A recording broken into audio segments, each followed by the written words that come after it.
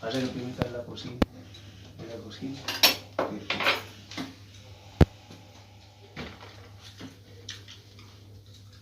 ¡Prima!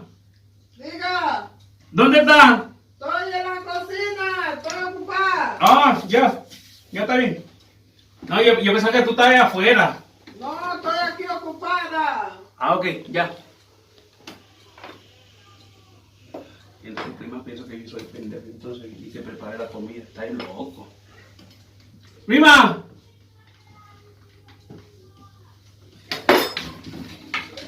Ah, yo pensaba que está en la cocina. Sí, yo pensaba que está en la cocina. ¿Tú estás en la cocina cocinando? ¿Qué es lo que usted está haciendo? No, nada. Usted tiene que dejar su mala costumbre. No. Si la comida todavía usted no se la ha servido, usted no tiene que meterle la mano. No, prima, no me... No, eso es mucha mala costumbre, eso es malo. No me falta Eso es respeto. malo. Usted tiene que esperar que todo el mundo coma. ¿Por qué me ¿Ya? está faltando respeto, No, usted prima? tiene que esperar que todo el mundo coma No, para después está usted hueona, comer. mi está Pero usted no hueona. puede desesperarse y venir a ponerle su ¿Y mano. a dónde viste? Usted no puede Yo venir la viste, no. a ponerle la mano a la comida. Eso es malo. Pues la mano, aprenda.